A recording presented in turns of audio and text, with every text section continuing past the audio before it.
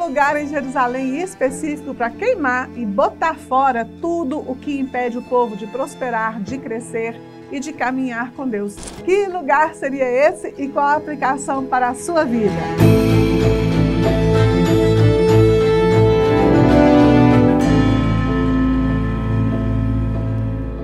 Shalom, eu sou a professora Carla Damasceno, seja super bem-vindo ao nosso canal, que ama a Bíblia, apaixonado por Deus, que gosta de saber sobre Israel, sobre Jerusalém, sobre a língua hebraica e todo aquele combo, né, que abraça o universo das Escrituras.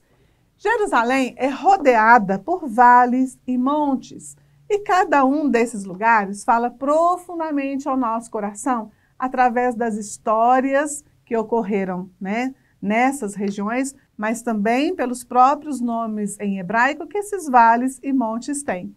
Cada um desses lugares presenciou momentos históricos, bíblicos, não é verdade? E de forma extraordinária.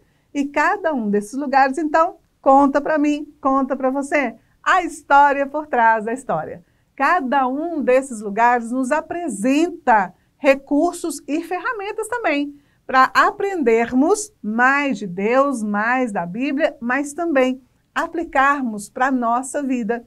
E você, além de aprender comigo hoje, nesse vídeo, a respeito de um dos vales mais importantes de Jerusalém, chamado Vale de Cedron, também pode ter a oportunidade de estar comigo lá, caminhando mesmo pelo Vale de Cedron. Por isso eu te convido a vir comigo em uma das minhas caravanas a Israel. Eu te garanto que você jamais será o mesmo.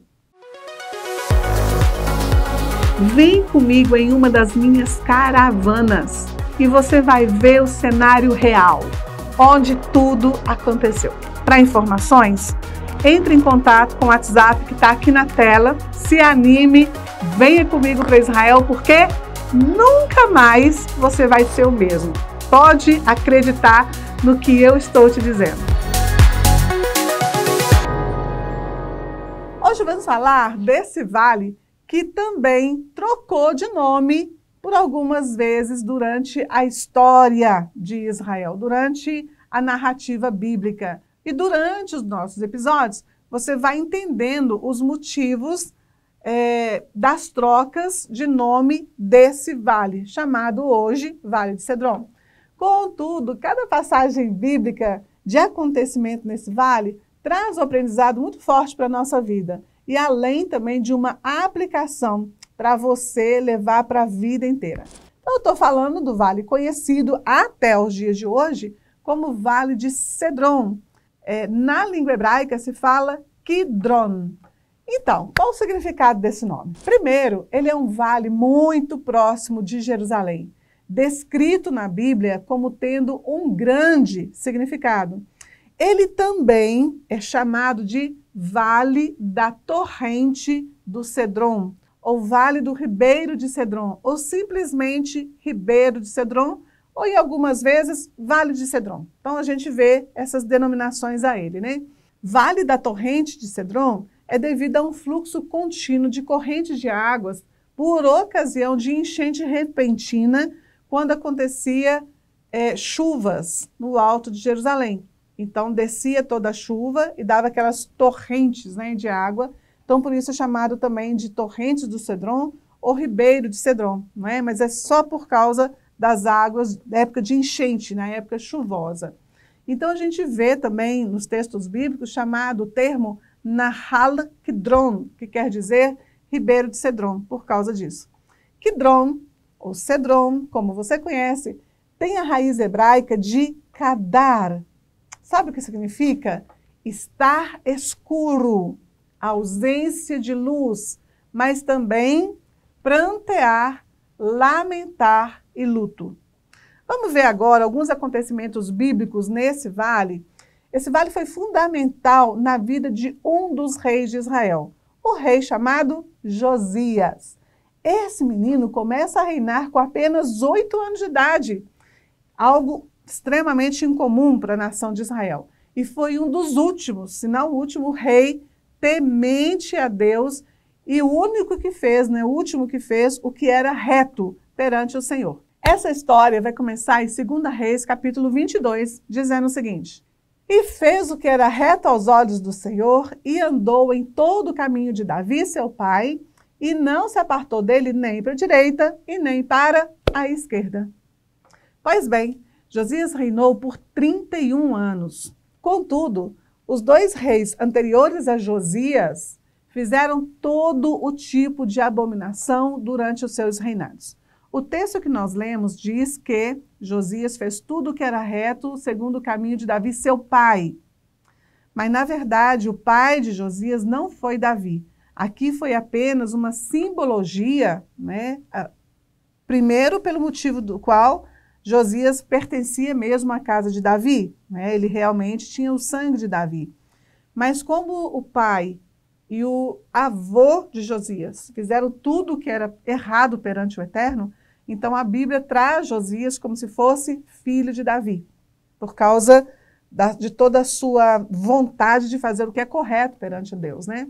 Seu avô Manassés, ele chegou até mesmo a sacrificar seus próprios filhos por fogo. Olha que coisa, ele foi um rei extremamente perverso.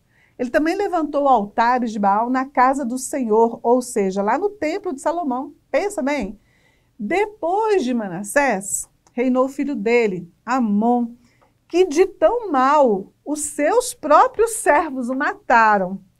E aí o povo coloca então Josias, filho de Amon, para reinar no lugar de Amon, e ele tinha apenas 8 anos de idade. E aí algo de extraordinário acontece nessa história, e agora é o ponto de virada da nossa história, para que você possa aprender melhor sobre esse tema sensacional. Bom, você tem que parar e pensar. Quais eram as referências de Deus no menino Josias? As piores possíveis, né? Porque ele não tinha nenhuma. O seu pai e o seu avô foram terríveis, fizeram tudo, né, que era negativo, tudo que era contrário ao próprio Deus. Josias, então, aparentemente, não tinha nenhuma memória de quem era Deus, do seu poder, da sua palavra, dos seus caminhos. Na verdade, a gente tem até que corrigir aqui. Será que realmente ele não tinha nenhuma memória? Ou será que existiu alguém nos bastidores da vida de Josias que fez ele ser um menino diferente dos outros? Vamos ver? Vamos pegar a Bíblia e esquadrinhar e procurar os seus segredos e seus tesouros? Vamos lá? Vou mostrar para você o que eu ensino dentro da 4ª dimensão da Bíblia, como eu ensino os meus alunos a descobrirem os segredos revelados e os tesouros escondidos. A Bíblia informa o nome da mãe e do avô materno de Josias. Logo nos primeiros versículos já vai dando o nome dela. Jedida, filha de Adaías. Já vai logo apresentando a mãe e o avô. Será que isso aí é à toa? Claro que não. É óbvio que foi a mãe de Josias quem lhe ensinou quem era Deus e como honrar o único Deus. Agora, olha que coisa interessante. Vamos ver aqui a história por trás da história, que o hebraico nos ajuda, né? O nome de Jedida, em hebraico, é Yedidah. Yedidah. Esse nome significa amiga. Olha que interessante. A amiga, filha de Edaia. Agora, qual é o nome do pai dela, em hebraico? Edaia. Significa joia, tesouro. Ou seja, a mãe de Josias era a amiga do tesouro. Gente, que coisa interessante. Nós sabemos que qual é o maior tesouro para a nossa vida, para trazer sucesso, saúde, paz, né? Habilidades nessa terra. A palavra de Deus, ela é o maior tesouro. Então, aqui, gente, eu vou dizer para vocês, só para a gente falar sobre esse tema, daria para falar sobre fazer uma série nova, né? Mas essa mulher não está aí. Yedida, a amiga da joia, a amiga do tesouro. Foi essa mulher, sua mãe, que certamente trouxe para ele todo o conceito de Deus, para que a própria vida desse rei, da nação de Israel, mudasse por completo, conforme a gente vai ver ao longo do nosso episódio de hoje. Mas antes, quero que você perceba uma coisa. Viu como que o hebraico, ele nos ajuda a ver a história por trás da história? Viu como nos ajuda a ver os tesouros escondidos? E, de fato, é uma verdade. Ele é muito impactante, ele é muito importante. Ele é uma das ferramentas mais importantes dentro do nosso curso, a quarta dimensão da Bíblia, né? Que tem mudado a história de mais de 9.000 alunos até o dia de hoje. E eu espero que você também venha se tornar um aluno ou uma aluna minha nos próximos meses, né? Nos próximos tempos aí. Bom, o que acontece com o Josias? Aos seus 18 anos, ele decide chamar o sumo sacerdote Ilquias e entrega para ele muito tesouro para poder restaurar a casa do Senhor. Veja, gente, ninguém tinha se importado com isso até aquele momento. E aí ele manda contratar pedreiros, carpinteiros, engenheiros, compra pedras lavradas, madeira e começa uma grande obra. E no meio dessa obra, uma coisa muito assim, importante acontece, né? Ilquias, o sumo sacerdote, encontra o livro da lei no meio da obra. A palavra de Deus, que já estava esquecida, já estava perdida, ela é agora resgatada. Lembra do nome da mãe de Josias? A amiga do tesouro, a amiga da joia. Olha que coisa interessante, gente. Nada é à toa nessas escrituras, né? E aí, quando Ilquias encontra a palavra de Deus, ele corre para Josias, e Josias pede para a palavra de Deus ser lida para ele. E ele era muito jovenzinho quando isso acontece. E esse rapaz, ele rasga as suas vestes, no sentido de enorme dor, pelos seus antepassados que romperam com a aliança, que romperam com a palavra de Deus. E aí Josias reúne todo o povo, manda juntar todo o povo para renovar o pacto de Israel com o Senhor. Ele reúne todos os anciãos de Judá, todos os anciãos de Jerusalém, ele reúne todos os homens, ele reúne todos os moradores de Jerusalém, sejam os sacerdotes, profetas, os pequenos, os grandes.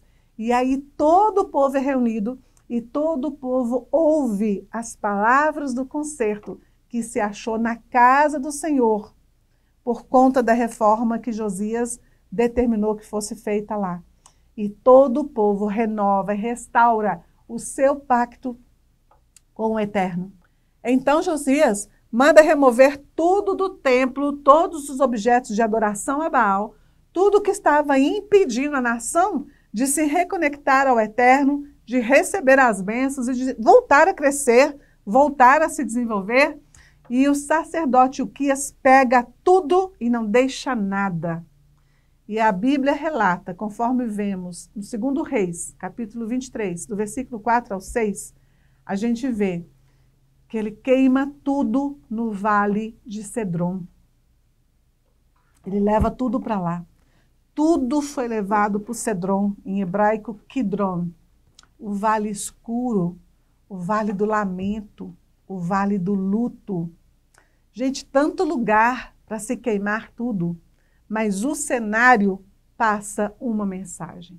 O lugar escolhido para fazer toda essa queima passa uma grande mensagem que muitas vezes as pessoas não veem quando lê a Bíblia, é pelo português, né? Queima tudo que faz a sua vida se tornar escura. Queima tudo que faz a sua vida se tornar um lamento. Queima tudo que pode te levar a perder a sua vida e ela se tornar um luto. Vale de Cedron, vale do luto, vale do lamento, vale do escuridão.